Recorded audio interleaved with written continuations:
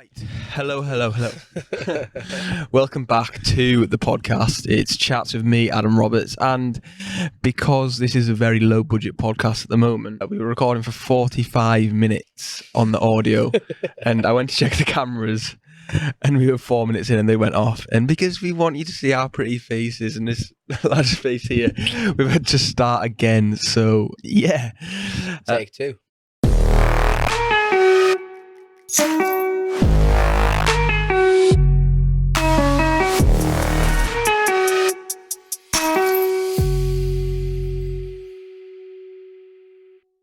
Yeah, so today we have a very special guest. I'll pretend like I haven't introduced you already. We've got Carlisle and Cumbria's biggest and best busker, Diogo. Oh, thank you. Hello.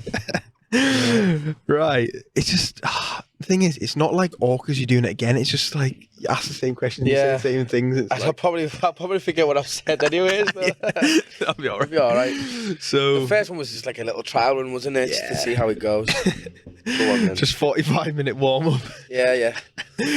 So the way we work this on this podcast, if you didn't know already, Yeah. is because of my relationship advice stuff on TikTok and the way I open up to girls on Tinder. Yeah. I ask them like 3 facts about themselves. Okay. So I'm going to ask you 3 facts about yourselves, and you need to pretend that you haven't had 20 minutes to prepare in the car, and you've already 45 answered minutes to talk about Yeah, and you've already answered them the first time. Yeah. So 3 fun facts about yourself. Ooh. I wonder if they're going to be the same or different. Not the same ones. I'm a singer, obviously. It's quite fun. The second one, I'd say I've probably got the best bum in Carlisle, Mm-hmm. for a lad. Yeah. And the third one is I can speak more than 2 languages fluently as well. Yeah. 3 languages, yeah. So, with the first one, you said, well, one of the cameras has gone off, people. I've been thrown off. For the first one, you said Singer. you've been busking. You're a singer, sorry. Yeah, So, how long have you been singing / busking for? Properly 3 years. Mm-hmm. Like, on and off. But then before that, obviously, I sang in school and stuff. Yeah. But I'd say properly 3 years. 3 years. That's cool. And then the second one was you said you got the best bum in Cumbria. Yeah. Is that like self-proclaimed or is that a fact? It's self-proclaimed and the fact. Oh, it's both. Aye. So what we need to do is we need to show the viewers so they can... Do you want me to hold the mic or are you going to hold it and talk? Right, okay, people. Don't get too excited. He normally charges for this. Look at that. Look at It that. doesn't look too good in these joggers, though. Oh, he's playing it down now. If you got me Instagram, it's on there. So let us know in the comments. If you're watching on YouTube, then let us know what you think of it. Rate out of 10.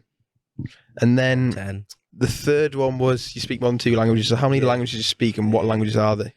3 properly, like fluently. Mm.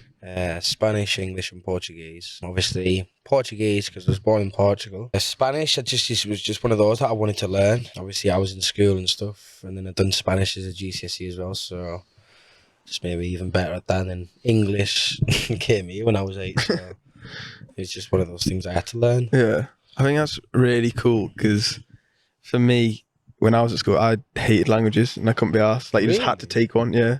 I had to take either French or Spanish for GCSE. What school were you at? Austin Friars. Okay. So we had to pick one language, at least one language. And I picked French because my mum and dad are fluent in it because they've lived there before. So they basically done your homework for you. Pretty much, yeah. And I thought, oh, this is so boring. But when you obviously grow up, you realise how cool it is. So you like talk to girls or when you go abroad, you can speak the language. Love it. Yeah. So I rate that a lot. So far so good with the recordings. But the way we normally work on this podcast is we'll like take everyone back to like a little Diogo when you're younger. Okay. And then kind of like take us on a journey of like from primary school to secondary school to like where you are today kind of thing. Okay. So, Do you want another full story? Like, well, not the full story, but we'll be here for 3 hours. but like similar to what we were on about before. Yeah, okay. You know what I mean? So Okay. like, what age? You said you were born in Portugal. Like, what Yeah. age did you move over to the UK then? I was coming up to 9 years old, so it was like July. I was still 8 years old. Yeah, Mhm. just a young pup. Mm. 8-year-old went to primary school here. Mhm. Done primary school in Portugal, obviously, but then I've done more or less my whole education in England. Yeah. Yeah. So how did you find it then moving from Portugal to England and joining a school in Carlisle? Oh, weather-wise, it was horrible. We did a bit of like basic English in school in Portugal. You know, your hellos, how you use, my name is, all that sort of stuff. But it's a completely kettle of fish when you come here, though. Like the accent, first of all, Yeah. mad, and then learning to speak it every single day was just a ball. Like initially, like I had to proper stick my head down because you still get people that have been in England for 10 years, 15 years, and you can still tell that they're from another country. Whereas you're talking to me, it's just one of the boys, isn't it? Like, Yeah. with the accent and stuff like that. So I've just had to adapt, really, and just grind.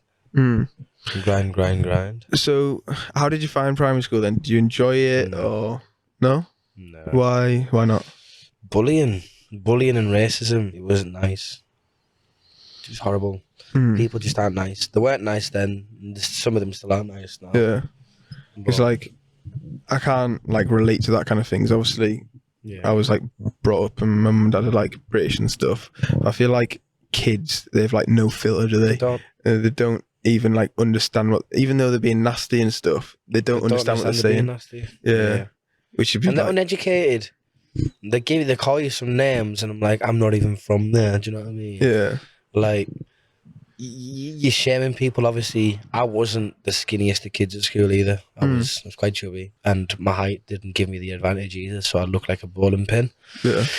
So it was just one of those things, and I'm like, I was coming home every day, and I just wanted the day to be over. Really, when you come for 8, so you get even bigger. So yeah, school didn't work in my favour really. No. Primary school, like what kind of, I know you said you didn't really enjoy it. What did you do for your like hobbies? Was anything at school, any sport related? There was a bit of sport and stuff like that. Like I was doing a bit of sport in primary, done football, then secondary, when I was still in school in secondary in Carlisle, I done football and athletics and all that sort of stuff. But then obviously year 8, 9, I moved over to Cockmouth School, and then obviously West Cumbria is more into the rugby and stuff like that. So, and I started playing rugby. Got quite good at it, to be honest with you. And then I done it in college as well.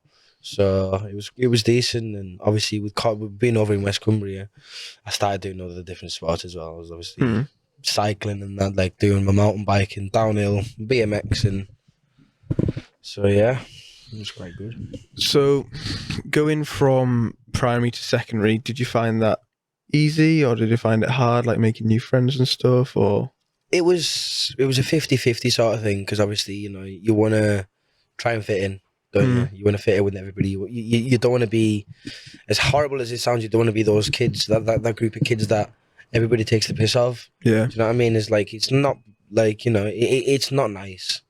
So yeah, you're always trying your hardest to fit in. You're always trying your hardest to be the sheep.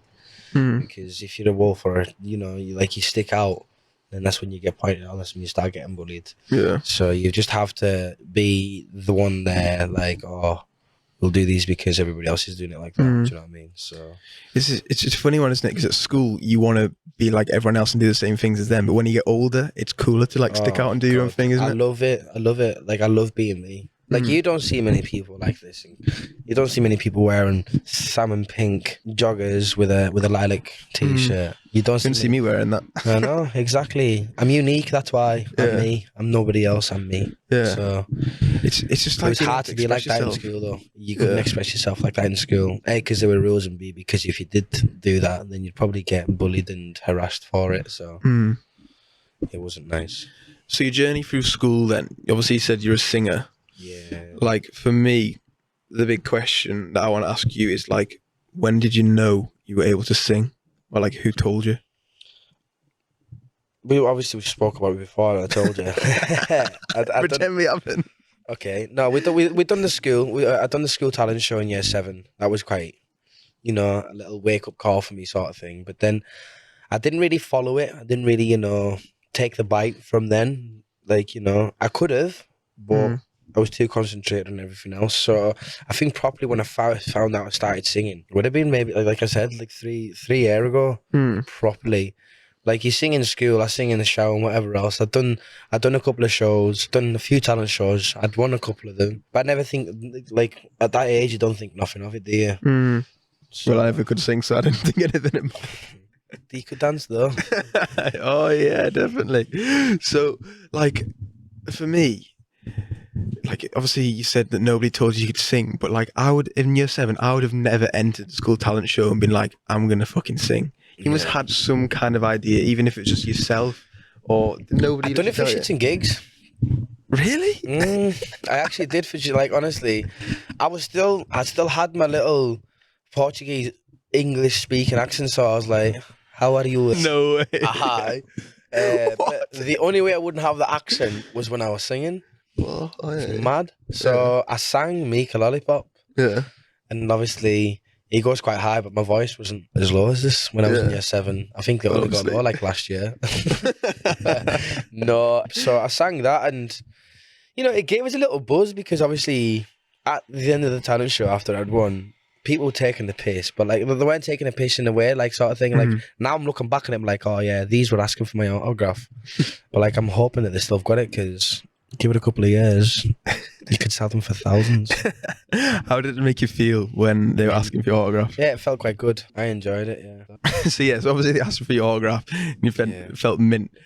Were you thinking at the time, like, I'm famous, or were you thinking like, we're taking the piss? It took us like 2 weeks to, you know, I had my bodyguards and that, man, I swear that. Nah. Like, strutting around school, like, I'm the man. I'll beat you at singing, man. I'm good at singing. No, it was good. It made me feel good for a little bit, you know. It sort of like took the bullies off me, like, it sort of like took them off me for a little bit as well, because obviously I didn't have the nicest of times through my education life. So I was like, obviously bullied right through primary, and more or less bullied right through secondary as well. Yeah. And it was only really college that I come out my shell. So like, it kind of made me feel good at that age and at that time, because obviously I was still not known to many people. I was still, you know, the outsider, as you call it. It was nice, you know, just being recognised and just having people being nice to you. It felt good. Yeah. So that was your first time you really like sang in public then? And what was kind of like after that? What was that, the motivation to enter more talent shows, or no, or it just feel right, or what? Did I, like, obviously I was working 3 years ago. We'll go 3 years ago, because I don't really remember the date properly, but like, go 3 years ago when I first actually, like, you know, done it. It felt mint. Like, it did. I come back from doing my day-to-day job, and I seen a friend of mine, Ginger Jamie, he was busking, and then I was just like, yo, he's making money from this. Yeah. But he's also making other people happy. I want to do that. So I went up to him and just went and asked him, I was like, look, can I have a go? He was like, yeah, man, sure, have a go. I was like, so I sang, and then that's when I properly realised that I could actually make a living from this. I could actually do this. Because I'd still sang, but never really sang, because I listened to music, but then I listened to music. I understood the music, and if music made me feel like that, then I sat thinking to myself, how am I going to make other people feel? Yeah. So it was good. Yeah, because I suppose, like you said, at the talent show, that made you feel mint when people were asking your autographs and stuff, and then when you were singing, and you can like kind of relate of what it would make them feel like. Yeah. So that's quite an interesting thing, I reckon. So it's just sending out a message, isn't it? Like, yeah. Depending what songs you're singing, like, I don't go out and I sing happy songs. I don't, because I don't relate to them. I don't feel good when I sing them. Like, it's nice singing them on a sunny day and whatever else, but like, the songs that I do sing are more of the slower ballady, emotional sort of songs, because they're the sort of songs that other people can relate to. And if you're a decent singer and the song sounds good, that's when you can actually connect with people. And like, I done one when I was in Liverpool. I done a 45-minute set, and I was singing, and I just like, and I seen this guy walk up, The guy looked defeated. Like he just looked down. Sat down and he sat and watched us for 45 minutes. After the 45 minutes, he'd come up to us, tears streaming down his face. Whoa, there's one right next to you.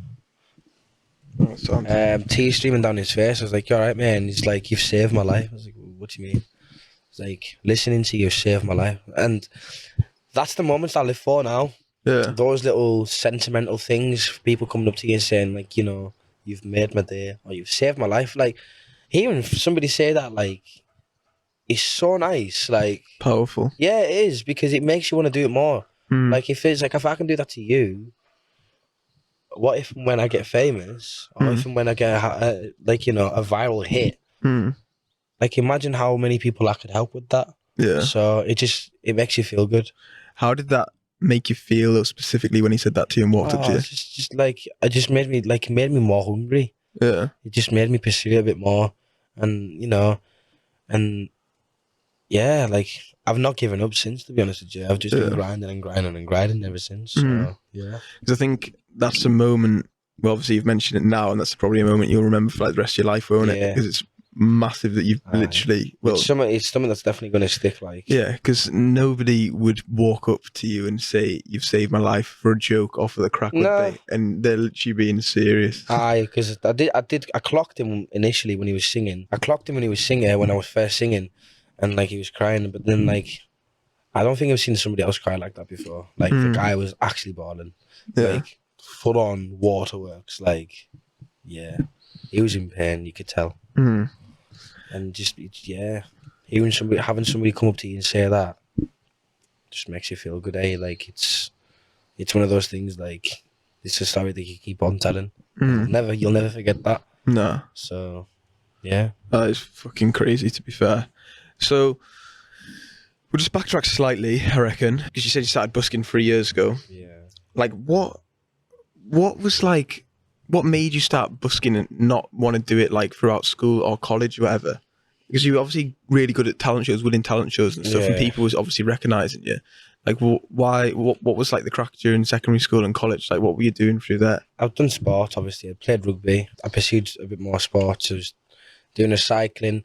I put music to the side, to be honest with you. It was something that I never thought of when I was at that age, because I was too busy doing all the other sort of stuff, and I thought, like, if I started singing at that age, people were just going to look at you, and I was too busy caring to please everybody else and not doing what I want to do. Yeah. So it's funny you should say that, because I literally sent out an email today to, like, my email subscribers of saying that exact same thing, of stop caring what people think of you and just do what you want to do. You know what I mean? And, like, another podcast we had saying the same thing of, like, when you obviously post something on social media, people get scared to post things out because they care too much of what kind of reaction they'll get from some random person that they've never met. And you should feel privileged that they've taken time out of their day to comment, even if it's negative, on your post. Like, they've gone through the effort of thinking of what to say, actually looking at your video, and then posting something nasty. So I'm like, at the end of the day, you're the one that's actually came out your way and searched for me to be nasty. So you've been premeditating this. So you're obviously thinking about me. And you know what? Like, I'm not here to please them. Like, I'm here to make myself happy. Do you know what I mean? Like, if it makes other people happy, then yeah. But I'm not here for the negative comments. I'm not here for the negativity. Like, I've never been like that. I don't want to be a negative person. So if any negative vibe just come on my page, it's just like an instant block sort of thing. Like, but then again, I've never really had that. I've never really experienced that negativity yet. So that's lucky. So when you were at school and you were saying about you were playing rugby and obviously you wanted to, like, fit in and stuff, did you feel like because you were good at that and you were seeing, like, progress, that was what kind of, like, motivated you more to do that throughout school rather than singing? Yeah, definitely. Like, I've done it in school. I really hate wasps. I've done it in school, and then I went into college. I got offered a scholarship in college, but I didn't take the scholarship either because I was seeing a girl at the time. Well, I was going out with her, and then she didn't want me to go anywhere because the scholarship was in Preston. So I just gave up another dream. true love at the time when you're 16. Oh, but God. kids, She's a nightmare, man. I can guarantee you're not going to be the same person you're happy with at 16. Nah, she's a nightmare. She's, just a no. So what? So you turned down the scholarship? And Turned down a scholarship for a girl to then find out she was cheating on me. Oh, it gets worse. You know who you are. Yeah, we won't name names. No. You don't deserve that. Yeah. So go on then. You went into college. Yeah, done college. Again, didn't do anything to do with music in college. I'd done a sport course, outdoor adventure. Loved it, don't get me wrong. But, music was still like on the side. You sing in your shower, you sing in your living room and whatever else. But then again, I dropped out of college 2.5 years in, just before I'd finished the course. Went travelling for a bit. Just Europe, Switzerland, Sweden. Went back home to Portugal, and then I come back. When I came back, that's when I was like, right, I need to actually do music. Like, what made you what was the spark that made you think, I want to do music then? well, it's like I'd done, obviously, talent shows. I was working for ScotRail. I was coming home from one day, and that's when I met Ginger Jamie. Sang there, and I was like, whoa, I could actually make a living from this. Went and done it, but it was the fact that after I'd done all of that sort of stuff, I'd got my own equipment, and I was doing it in Carlisle, and it's like the slow recognition from people, and the slow the nice compliments and all those other sort of things, and then obviously I'd went to travel different spots in England, like Newcastle, Liverpool, done all of them, and it was just getting the slow exposure, and just being recognised from a load of different people. And then the money you make as well, man. It's worth it. For people that can sing, it's definitely worth it. You get buskers out there that I wouldn't say they're not the best at singing. They can't sing, but the people who can't actually sing, they make a living from it, and then they keep going. Well, it's literally how much money you make is how good you are, though, isn't it? Yeah. No. Agree to disagree. Why is that? But some of the lads that do sing, they're a lot better than me. Would it be they'd sing the people pleaser songs? Yes. Yeah, it's the song choice. It's how you. I've seen myself sing five songs, and I've seen my other pals sing the same 5 songs. I know that they're better than me, but I end up making more money. And it's nothing to do with my voice. It's how you feel the music, man. It is, because them boys, they can do all these mad things with the voices and stuff like that, and I'm just a plain Jane with mine. Mine's just hearty. Mine's just mine. My voice is just mine. My voice isn't like anybody else's. My voice is just me. And the way that I've sang, the way that I do sing sometimes, you see people walking past and then stopping to turn around, and then they're talking to the fences yeah, our music's coming from the soul. It's hearty. It's so it's just, it doesn't matter how good you have to be able to sing. Yeah, obviously you can't not just go out there and be a shit singer, because you're not going to make money. But I've seen the boys sing the same songs as me, and I end up making more money than them sometimes, so it goes the other way around. But so from the first time you busked with Jamie, so what made you want to go up there and sing? Because for me, obviously you'd done a few talent shows and stuff, you were decent. It was a spur of the moment. Yeah, impulse. If anything, it was what if? It was a what if. It was what if I just walk past him and don't do it? Then if I didn't walk past him and don't do it, then I wouldn't be here. Yeah. Talking to you then, do you know what I mean? Yeah. I just told myself, I was I'm gonna give it a go. What can go wrong? And then it just went right. And then, where did you get that confidence from then? I didn't. I think it was just a nice day, and I just felt good, and I was like, why not? I was listening to this song, I knew the song, but as soon as you stand behind that mic, you're you're shaking everywhere, all these nerves that you didn't think you had, you have. But it was good. I got the hunger for it then, and then that's when I started. I ended up getting my own stuff. Started going away with them boys. I'd done Carlisle for a long time, to get my confidence a little bit.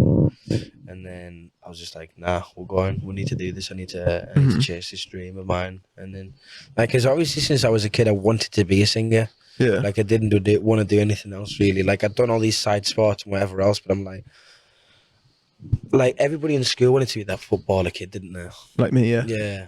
Like, are you a footballer now? Nope. Yeah, do you know what I mean? Like, but I'm still not the singer. I'm a singer, but I'm not the singer that I want to be. Do you know what I mean? Like, I want to be selling out arenas. I want to be, sending the message out with my voice, making people happy and that. And hopefully we'll get there. So we just have to... It's just being patient, isn't it? So, like, for you, did you want to be a singer, say, from when you were, like, 4 years old? Or when did that really come about? I'd probably say about 9. 9? 4 from the age of 0 to 9. I had too much going on. Just, no. Yeah. Just too much to think about.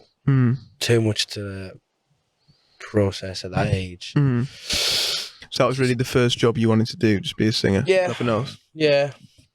You're a kid and that. Like when I was in Portugal, I used to be like in a little band, but I used to play like the snare and stuff like that. So I've always been into the music and stuff like that. In school, I'd done music for GCSEs. I'd done music, but it was more composing and actual playing and stuff like that. Like I was a drummer in school. Yeah, so nice. I've still got the rhythm in me, like.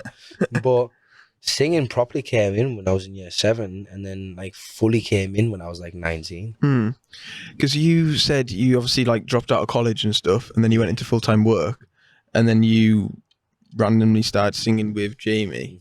So then, like, you quit your job, did you? Or you left your job, and then you started going full-time busking. Full-time busking. So how was that, quitting your job and realising, fuck, I want no income now? Nah, I didn't really care about it. Yeah.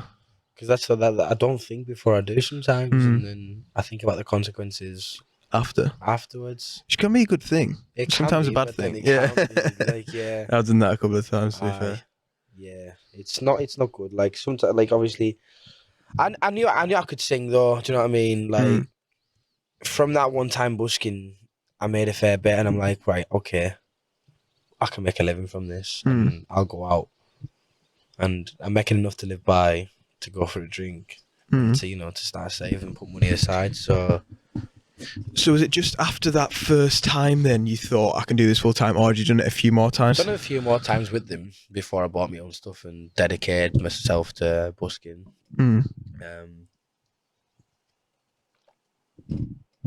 But obviously busking can only be done in weather that can allow it to. Do you know what I mean? If it's going to be raining, then you can't really go busking. So you've got to know when and where to do it, and how you just got to save. Like that was a hard thing for me.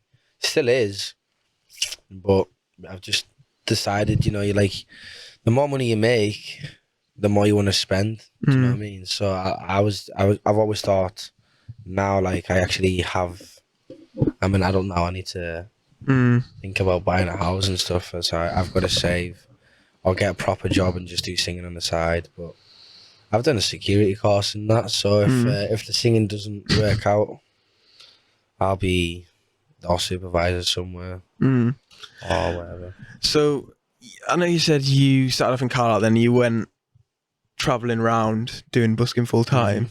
So what was like the motivating factor for you to travel around and do the busking? Was it the money you'd kind of like rinsed Carlisle for what it's worth, or was it the exposure you knew you had to get, like, say, more followers on Instagram and I think it was looking at, like, all my other mates' Instagrams accounts and stuff like that. I was sat there with 1,200 followers when I first started singing, getting like not many likes and stuff like that on your photos, and then I never really posted a singing video. When I started singing and posted the videos, you could see everything growing. But then it was obviously the money as well. Like, I was making a lot of money. Yeah. Like I could, if I saved, I'd have been all right. You know what I mean? Hindsight. It's life though. You learn, you live and you learn from your own mistakes. But we're talking 3 years later now. I've gone like up a couple of thousand followers and 5,000 now. So do you know what I mean? It's helped out. going out to different spots. But then obviously, you know, the recognition to get onto like, you know, talent shows and stuff like that. So yeah, it's worked out in my favor. Yeah. It has. So I just need to be more persistent with it. Consistent, yeah. Like just need to, you know, post daily and learn new songs and stuff like that. So yeah. yeah. So the hard work comes in, isn't it? Really. So what was it? What was it like then? Because you said you didn't really post that much, but then what was it like posting the first singing video? It was good. The feedback from all my friends and stuff like that. Were you scared to post it? Anxious? Yeah, I wouldn't say scared. I was more anxious. But then I was anxious thinking like, oh, are these going to take the piss out of me? Or are these going to say he's sweet? Or am I going to get the negative vibes and that? And nah, it was all positivity. It was all positivity. But looking back at my first video that I posted and looking at my videos now, you can't have tell the difference. Like, it's like, is this the same person singing? So, yeah. No, it's nice. It was nice being recognised. It was nice making money, and it was nice just, you know, seeing my page my followers and stuff like that grow as well. Yeah, a motivating factor. Yeah. So, like you said, you were anxious of, say, some negative feedback. Who were you bothered, or who did you care about you going to get the negative feedback from? Was it your friends? Like the or old, was it just the anyone? dickheads that used to bully us, really. Really? It's the ones that were nasty, the ones that were shallow. But then I go out in the town now, and I seen them, and I'm like, "Oh, you're right, Diogo." Yeah. So That's like, mad. they're the ones kissing up to you now. You know what Yeah. I mean, like, "Oh, you're doing well with your music, aren't you?" And I'm like, "Yeah, see, mate, spawn, yeah." Yeah. I was like, "Oh, don't forget us when you're famous." I'm like, They actually say that. yeah. I've had messages from people like when I did X Factor. We'll get into that in a bit. Yeah, I had messages from people when I done that, and they were like, "Oh, don't forget me when you're famous." I'm like, where the fuck were you when I was being bullied in school, Or where the fuck were you when I was crying and stuff like that? Like, you were the one that taking the piss out of me. Do you know what I mean? So fucking, who the fuck are you? Do you know what I mean? So you were caring about what they were going to say? Yeah, I did care about those people, but those people didn't even bother commenting. Do you know what I mean? Yeah. It was all positivity. Like, to this day, no negativity, man. I've not had it. And if it does happen, it's just a delete and block straight away. Do you know what I mean? Because I'm not about that. Yeah. I'm not. And you should feel privileged, right? If somebody takes time out of their day to go on your profile, go on your video and comment something negative, because they've got literally nothing better to do with their time. I mean, the Instagram doesn't see the positive and negative sides; it just see the algorithm. So it's better if they comment anyway. If they keep commenting the negative ones, I don't mind. Comment back as well. Yeah, man. Thank you. But yeah, I think it's so important is to like stop caring what people think and just do what you want to do and what makes you happy. Don't give a shit about what everybody else says. You're here for you. Like, all these other people, they can come and go in your life, but just build yourself, build you, grow, and then if anybody else wants to be in that life, then let them be in it. But you pick and choose who's using your life or not. A good quote there, to be fair. We're having another technical difficulty. So you mentioned about like you just do you and you make yourself happy and stuff. Do you feel like it was important that, say, like Jamie and you had other friends within the busking community to like help you along and build your confidence up, especially when you were starting out? They did, yeah. They helped me with, like, you know, my stage presence. Yeah, my stage presence, but more like my attitude and stuff like that, and how I should approach people, how I should react to comments and stuff like that. Because obviously they've had it for a lot longer.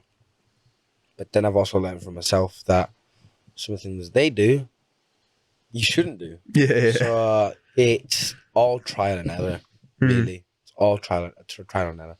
Yeah. I think it's important, isn't it? Like you say, to pick and choose what you think are good, what things are bad, and then come up with your own little kind of strategy and just go with it that way. Because, like you say, what some people are doing, you don't think is the right thing to do. No, and it isn't always the case, is it? No, it'll be alright for them. For their fan base, but it won't be alright for my fan base. You know what I mean? So yeah. So with your followers and that kind of thing, I know you said you started off from 1,200 and then you're over 5,000 now. Yeah. So how have you found like growing that over the last few years? Then? Sweet. Yeah. Yeah. It's all been me though. So that's why I'm like, I pat myself on the back. Mm-hmm. You know, I've promoted a few, most of them have just been because I've been grinding and just like, you know, going out with the days I didn't want to go out, Mm-hmm. going to places, like trying different spots out, going to Liverpool, going to Newcastle, Manchester, Leeds, all these other little places, and doing it there and getting the exposure. And then when you get that exposure, you get more recognised, and then more doors open. So when you were travelling round, Yeah, you've mentioned a few places there. What were your favourite places you've been to? Liverpool. Liverpool? Why is that? Because Everton play there and they're based there. No, What? Everton. Mate, we're the best team in the world. We won the Florida Cup last night. It's basically Rafa Benitez been in for one match and we've had a 100% trophy record, and Ancelotti 67 matches, no trophies, so up the Rafa. Back to your topic. Liverpool, mate. Liverpool. Oh, mate, I wouldn't invite you on if I knew you supported Liverpool. No, Say Liverpool. Why Liverpool Liverpool? was good, man. It was good for the following and the music and stuff like that. But I was with all of them. I enjoyed my time, and then we were going out all the time as well. Though it was just like the social aspect of things was mint. I loved it, every single moment of it. Yeah. What were the highlights? My first wedding, I done my first wedding when I was busking in Liverpool. I got asked to do my first wedding, and that was in Wales. So from coming all the way from Carlisle to go to Liverpool to then go and do a wedding in Wales, I'm like, whoa, this is good. And just obviously, that's when you get like, I think Liverpool was a place that helped me get scouted as well to go on to the talent shows and stuff. So I enjoyed that. I was like, oh, this is good, Dan. And obviously that's when I realised I was getting better and I was getting good because I was getting bookings and I was getting asked to do these shows and that. So it was enjoyable. It was good. So should we talk about then how you did get scouted for X Factor and how that kind of like came about? Yeah, so busking, normal day in Liverpool. Like this person must have obviously seen me. They must have obviously clocked me. That stopped again. Press sound. We'll just go off that one. That person's clocked us. This guy's clocked us and he was like, messaged me Instagram page, like, hi, such and such from Thames TV. I'm a scout. Would love to have you on our brand new show, X Factor the band. I was like, all right, okay, cool. But I was ahead of my like when I got these messages and stuff like that, I'd finished busking in Liverpool, and I was heading all the way back up to Glasgow. To chill with Jamie actually, to go and just, you know, I think I was just staying with him for a bit. So that had happened. I got a phone call and it was like, yeah, we'd love you on the show. Like, can you come to London? I was like, yeah, of course I can. But like, it's like, you don't need to worry about anything. Like, we've got your expenses paid for. Really? When travelling down there, so they paid for my train ticket from Glasgow all the way to London. First class? But no, they paid for my travel down there. Then they paid for my food and whilst I was on the train, they paid for my accommodation. There was no travel lodge. Like, it was nice, prim and proper hotels. Like, swimming in the swimming pool in the hotel, and that was nice. Literally whining and dining you. Yeah, man. Without the 69 in you. Yeah, the teasers. They were just teasers, they were. But no, it was good. It was a good experience. Obviously, I'd done that. Done my first audition. Your first audition, you've got to sing in front of like producers and stuff and like vocal coach, and I smashed that. And then I went back home, up to Glasgow. A couple of weeks later, could have been. It's like, yeah, I loved you. I need you back down. So I went down. I think I stayed there for like 3 weeks. In London? Yeah. They paid for the hotels and everything? Yeah. That's mad. It was good. It was really good. What an experience. What were you doing there then for the 3 weeks? Because that's a long period of time. Yeah, so it was all the filming, all the pre-recording. So you do, obviously, normally you have like 5 auditions. I've done 3. My first one was obviously that one that I spoke about just then, but then obviously there's 2 more that you do, and they're in front of another vocal coach and more production team, and then it's in front of the actual judges, and that's your first proper audition. Like, that's the one to let you know, like, if you're going to be on the show or not. Do you know what I mean? So Nicole shares and Naughty Boy, Tom Man, and there's a couple of other ones that, and there was some more like vocal coaches on there as well, like to see how you are when you sing in front of them, if you can hack it. then the second week's like, oh, obviously you've obviously been successful, you've made it through. This is the next stage, so we have to go see psychiatrists and do all these pre-recordings and stuff. So there was like interviews and they make you ask you about your life story and stuff like that. But you've got to tell them everything. Yeah, go for all the mental health and stuff, and you had a long story to tell, didn't you? Yeah. Yeah. I could write a book really, which I might do eventually. But yeah, that was an experience and a half actually. But then, because that must have meant that you were pretty much guaranteed to go on. Yeah, which I thought I was myself, and then went down to Birmingham NEC semi-final. So you'd been in London for 3 weeks. You'd gone back up to Glasgow, and then they invited you back down to Birmingham. Down to Birmingham. Okay. Which was no, I didn't go back to Glasgow.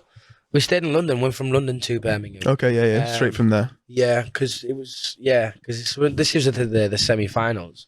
The semi-finals is the 5-chair challenge, and the 5-chair challenge basically determines whether or not you're gonna go in the band or not. When I sang on the actual NEC, my performance was good. Like there was no auto-tune. The simple reason I wasn't put through was because my voice just was too powerful to be in a boy band, as Simon Cowell said. Yeah.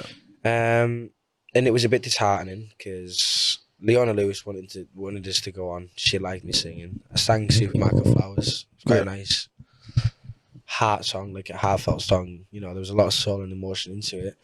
Sang it, and then obviously I got told no by the judges. Two no's and a yes. Who gave you the 2 no's and who gave you the yes? Nicole and Simon gave us no. And then Leona said yes. What were the reasons behind that? The reason, obviously, like Nicole said, like your voice is very high, it's very nice and powerful. It just wouldn't suit being in a band. And I'm like, sound. And it was the same as Simon. Simon just said to me, he was like, look, mate, like your voice, this didn't look like it was an X Factor the band's audition. It was more of an X Factor the finals performance sort of thing. Like, same as way, it was a good thing, but it was also a shit thing because obviously I got told that I wasn't going to be on telly. That I wasn't going to be on telly. I got told I wasn't going to be in the boy band. But then I still thought, oh, it's okay. They'll put you on telly. Okay, no worries. Well, before we get into that, how did it make you feel when they gave you the nose? Shit. When you walked off? Disheartened.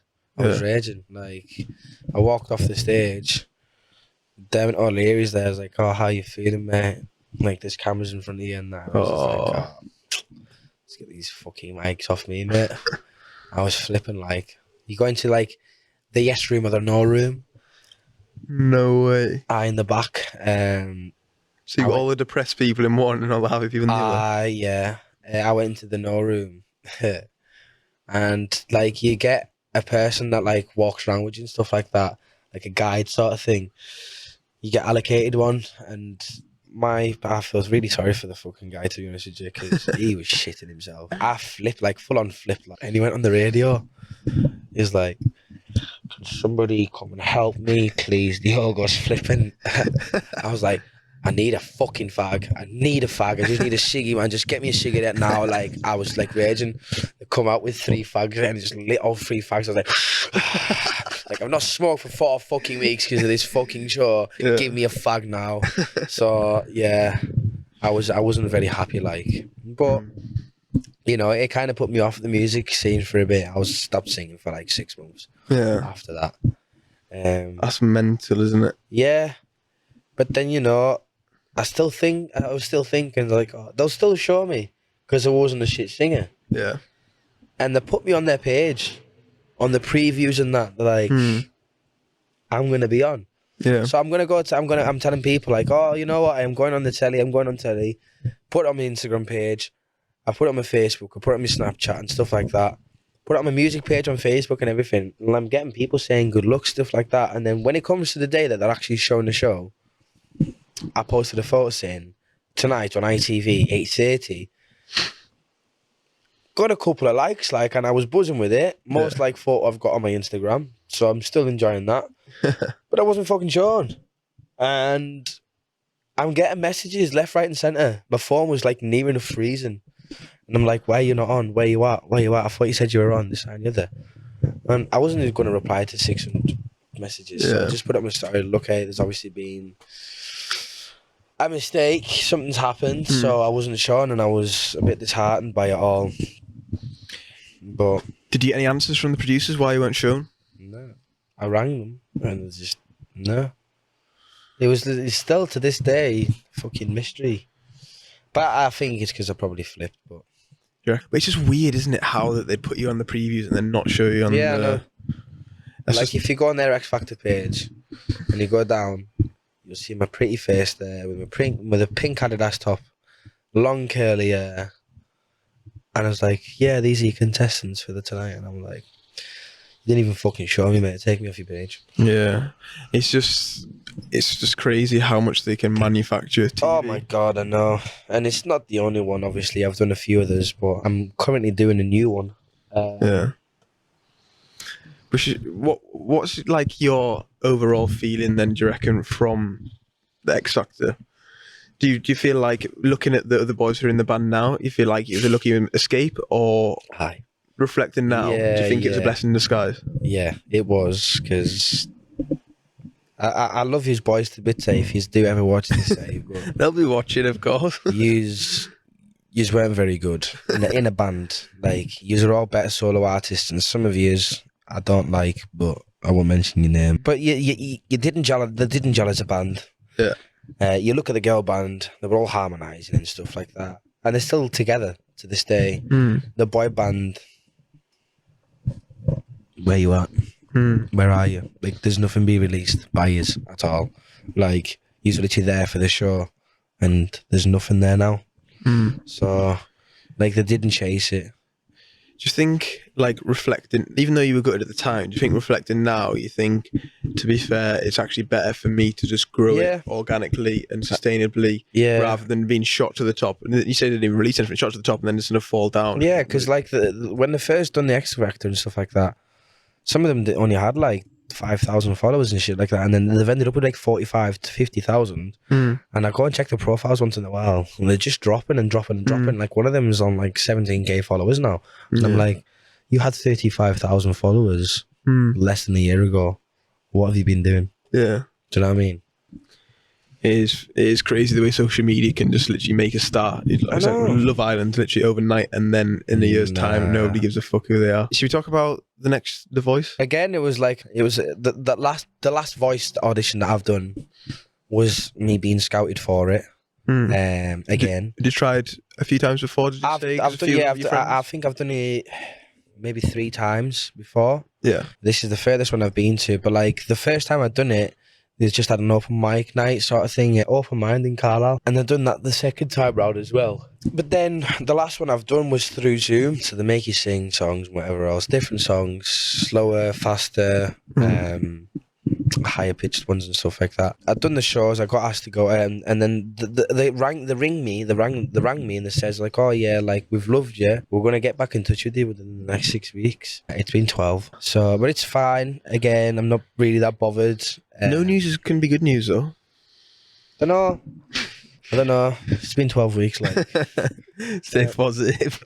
No, it's all right. I'm doing another show. But that's secret. Yeah. But I'm doing another show. I've got to go down south to do some recording soon. So can you say like how that came about?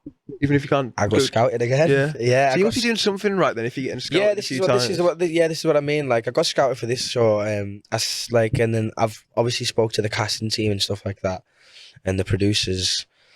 And then they've given me things to do for them. So like I've had to send them a singing video and send them a miming video as well. And then they said that the rang was back as soon as I sent the videos, and there's like, yeah, so give us 2 to 4 weeks for us to get back in touch with you. I'm like, oh yes, I know where he's spot on. Like that old chestnut. Yeah, I've heard that one before. But no, it was actually very good, because obviously less than 12 hours later, I got a phone call saying, they've loved you, you've been shortlisted, when can you come down to Kent? I was like, now? Yeah. So I've got to go down in like 2 weeks to do some recording for them. So that's exciting. Exciting times. Do you think for you personally, like TV is an avenue you want to pursue for your career? Yeah. Not for and why? Well, initially not for the money, mostly for the exposure. especially these talent shows and stuff like that. Just to be, just have my name out there a little bit more. To have those people follow me a little bit more and know who I am, because it's so nice hearing people in Carlisle saying to me, it was like, why are you not famous? Why are you not famous? And like, like, why have you not done these shows? Like, I have done these shows. Yeah. It's like, why have you not won them? And I was like, I don't know. You tell me why I haven't won them. Like, I'm waiting for my big break. Do you know what I mean? Carlisle's such a small place, I think, as well. And if you do something not in the ordinary, they think, oh my God, you're amazing. You're the best thing since sliced bread. Whereas really, in the real world, it's a tough world out there, isn't it? Oh my God. Yeah. Like, for me, even when I was, say, in Cardiff, when you do something and you're like, oh fuck, I can kill this, or do something in Carlisle, I'll kill this, but then you do it in another city, you're like, nobody gives a fuck, you know what I mean? Like, you're literally this big in a massive pool, and it just brings you... That's why I like Busking in Carlisle. It makes me feel good. Yeah, but no, it's a time and a place for everything though, isn't it? Yeah, but definitely. Like, people don't see the bigger picture, which I feel like they don't in Carlisle, whereas in reality, it's a fucking tough world out there, no matter what you want to do. If you want to pursue a career in something that isn't just doing the normal 9 to 5 job, yeah, it is a difficult world out there. So what would you say like the plan is then moving forward for this TV show, if you get on it or when you get on it? I've just got to stick my head down, really. I need to behave. I need to be consistent with it as well, though. Like, I need to listen. If I get told to do something, I need to actually listen, because obviously I'm going to be learning things whilst I'm down there. With vocal coaches and stuff like that. They'll be teaching me new exercises and new ways of singing. So I've just got to take that into consideration and actually digest it all, and then perform and just make it the best performance that I've given. Do you know what I mean? So I just like, I need to stick my head down. Just make it. I want to make it. Like, I don't want to do anything else in life. I've never wanted anything. I've never been so hungry before. Do you know what I mean? I want it. I need to do it. Because you mentioned that you've never actually had any vocal coaching, have you? You're just all natural. Which I think is really all impressive. natural lessons, like all natural lessons, all natural singing. Like, I've never paid for a lesson in my life. I've never went and seen a professional say, how do I do this whole setup at higher? No, it's trial and error with everything in life. But like, I've always had trial and error. So it's the best way, isn't it, to learn, make mistakes, and just don't make the same mistakes twice. Exactly. Otherwise, you're an idiot. And then the last thing I want to cover before we go into the next segment will be, like, how have you found it being a singer and comparing yourself to others? Like, have you found it difficult on social media, seeing like even your friends, you compare yourself to them? No. Or I don't compare myself to anybody. Yeah. Why is that? I'm me. I'm my own person. And you should be your own person as well. Like, everybody should, like, you should never compare yourself to anybody else. The thing is, with social media these days, you want to try and compare yourself to lads will want to be, you know, that baller with a 6-pack, loads of women, this, that, and the other, and the girls will want to be those influencers or, you know, them Instagram models. Be yourself, just be you. Like, I've never wanted to be like any of my pals. I'd like some of the following, don't get me wrong, but I never wanted to be like them. I've always wanted to be me. Because, like, you know, you don't want to be a sheep. You don't want to be following everybody else around there. Like, I like standing out. I don't like being like everybody else. Like, look how I'm dressed. Yeah, if you watch on YouTube. Like, you don't... Yeah, you don't... I've never wanted to be like anybody else but myself. Do you know what I mean? Like, I can only be a better version of me.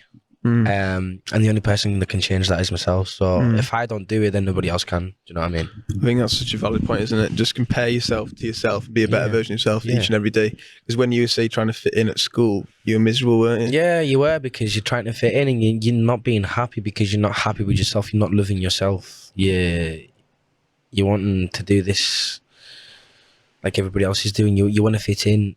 And I'm fitting in now, but I'm fitting in my own way. Do you know what I mean? I'm fitting in with a group that I want to be fitting in with. Do you know what I mean? It's the best way to go about it, really. So, plan of action is just get as much exposure as possible. Yeah.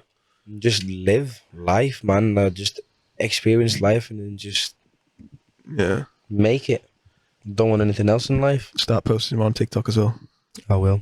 You can help me with that. Right. So, as people know, the biggest segment in the world is relationship advice, and as Diogo here is going to help you. So we're going to have, we've got 3. Yeah, as we're both single, to be fair, so I don't know how qualified we are to be answering this. Relationship advice when you're single. Oh. Yeah, but this is through our choice, though. Okay. Right, so we've had some messages in, as always, posted out. We've got some messages in. The way we work it is, I've shown you these three before, haven't I? So the way we work it is, I'll say if it's a boy or girl, you give them an anonymous name, Okay. and then we'll kind of walk through it there. Trisha. We'll go with Trisha. So to be fair, the first person is a girl, so it's Trisha. So Trisha is having big mistrust problems. So she's not being able to trust her partner because the lack of trust is triggered by her previous ex cheating on her. How does she deal with not being able to trust her new partner because of her ex? Is bad. Yeah, but then she's comparing her new boyfriend to her ex-boyfriend, and if that's the way that you're going to live life, if that's the way that you're going to think that the next boyfriend's going to be like, or your next girlfriend's going to be like, then you shouldn't be in a relationship. Do you reckon? Yeah, because if you're going to think that that person's going to cheat on you, even though that person's not the same person, it's a completely different guy or a completely different girl, and like that, I at first hand experience, I've been cheated on, right, and it's not been nice, but like I've never, like when I went into my next relationship, I've never compared that person to my ex. Do you know what I mean? Because they're my exes for a reason. Like I'm not with that person for a reason, and this person is with me now for a different reason. Like if you're going to think that that person is going to cheat on you, then you shouldn't be in a relationship. Yeah. Like I've always thought that, like you can't be so like paranoid and upset thinking, oh, he's going to go out and cheat on me. No, he's not. Like he's going to go out, he's going to enjoy himself. He's going to have a fun time, but he's still going to come back to you at the end of the day. He's not going to go and cheat on you because he's not that fucking horrible ex. Do you know what I mean? So I think, it's a valid point, isn't it? You can't use it as an excuse in your new relationship, can you? It's not fair on the new boyfriend. Because this guy is giving you your all. Like, he's giving you his all. Like, he's literally, like, opened up to you, and then you're, like, thinking, oh, you're just going to fucking cheat on me as well. Well, if you're gonna fucking think that, then don't be with me. Like I don't have time. You don't have time for that. Do you know what I mean? Like there's no need in that. And I think at the end of the day, if someone's gonna cheat on you, they're gonna cheat on you no matter what. Exactly. There's nothing you can do. Nah. So you just got to go with the flow. Yeah. Right. So Trisha, you heard the man. Just fucking get on with it. Just get on with it. Grow some balls, even though you're a bird. Man. Right. So we've got a boy here. What are we calling him?